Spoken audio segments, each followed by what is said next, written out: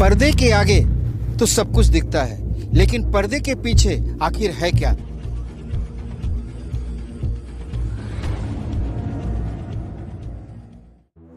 नमस्कार, मैं सत्येंद्र प्रताप सिंह। आप देख रहे हैं डिजिटल खबरीलाल का खास कार्यक्रम पर्दे के पीछे। Kolkata rape and murder case के बाद लगातार विरोध प्रदर्शन और रैलियां जारी है। कल भी दोपहर 3 बजे आमरा तिलोत्तमा बैनर तले एक रैली निकली, जो कोलकाता के कॉलेज स्क्वायर से धर्मतला के रानी रासमणी राय रोड तक गई और वहीं जाकर उस रैली को खत्म हो जाना था, लेकिन वो रैली खत्म नहीं हुई। वहीं उस रैली में शामिल टॉलीवुड से जुड़े हुए लोग और आम जनता वहां धरने पर बैठ गए। देर रात तक वो धरना चलता रहा। उसके बाद रात दखल जो कार्यक्रम 14 अगस्त को हुआ था, कुछ उसी तरह की पुनरावृत्ति कल भी हुई। इस दरमियान रात के 10 बजे के आसपास एक नशे में धुत एक व्यक्ति वहां पहुंचता है और असभ्य भाषा में व्यवहार करता है और आचरण करता है और काफी माहौल को खराब कर देता है। उसके बाद रैली में मौजूद लोग उसको पकड़कर थाना हेयर स्ट्रीट को सौंप देते हैं। थाना हेयर स्ट्रीट उसे ले जाया जाता है। बाद में पता चलता है कि वह टालीगंज का रहने वाला व्यक्ति था।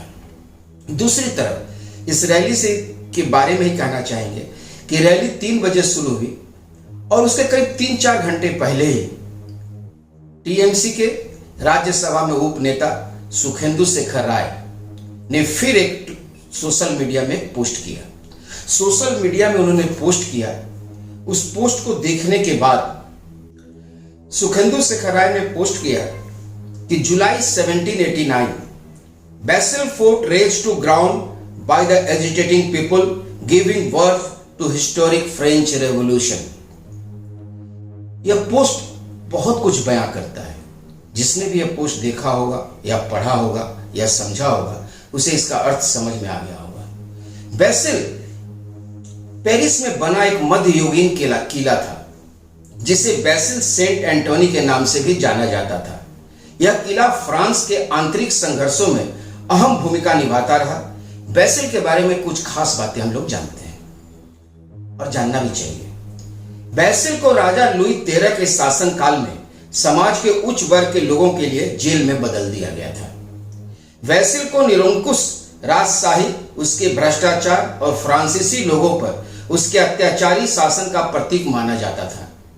14 जुलाई 1789 को पेरिस के लोगों ने बेसिल पर हमला किया था। इस हमले में क्रांतिकारी विद्रोहियों ने बेसिल को घेर लिया और उस पर कब्जा कर लिया। इस हमले के बाद भीड़ ने कैदियों को मुक्त कर दिया और किले में रखे हथियारों और बारूदों को जब्त कर लिया। बेसिल पर हमले के बाद इसके बाद के महीनों में इमारत को जमींदोज कर दिया गया। 14 जुलाई 1790 यानी 1 साल बाद फेटे डे ला फेडरेशन संघों का पर्व आयोजित किया गया था। यानी एक तरह से फ्रेंच रेवोल्यूशन के दौरान जिस विद्रोह की वो बात कर रहे हैं, इस धरना प्रदर्शन और रैली के पहले इस पोस्ट को करने का आखिर मायने क्या था? जहां तक सुखेंदु शेखर राय के विद्रोही होने का सवाल है, RG Kar rape and murder case के बाद से ही वह लगातार विरोध कर रहे हैं। यहां तक कि जब उन्होंने शुरू में पुलिस प्रशासन पर उंगलियां उठाई थी, तो कोलकाता के लाल बाजार, जो कि पुलिस मुख्यालय है, वहां से उन्हें 2 बार सम्मन भेजा गया था और उन्हें लाल बाजार बुलाया गया था और वह लाल बाजार नहीं गए थे। उसके बाद वो कलकत्ता हाई कोर्ट का दरवाजा खटखटाए थे। राज्य सरकार भी वहां गई। उसके बाद एक बातचीत के दौरान और आपसी सहमति के दौरान उन्होंने अपना वो पोस्ट डिलीट कर दिया था। इसलिए उस पोस्ट के बारे में ज्यादा बोलना ठीक नहीं रहेगा, क्योंकि सुखेंदु शेखर राय ने उस पोस्ट को डिलीट कर दिया था। लेकिन उसके बहुत दिन बाद, कह सकते हैं 23 अगस्त को, सुखेंदु शेखर राय ने एक और पोस्ट किया। वह पोस्ट 26 दिसंबर 1962 को आर.के. लक्ष्मण का वो कार्टून है।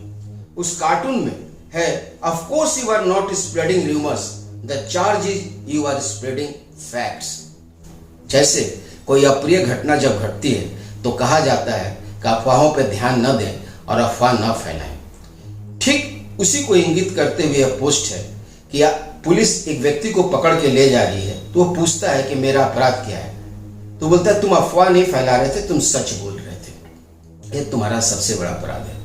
अब सुखेंदु शेखर की राजनीति को अगर हम देखें तो सुखेंदु शेखर राय का राज्यसभा का टर्म अभी भी 6 साल बाकी है, 5 साल बाकी है, 2029 अगस्त तक इनका टर्म है।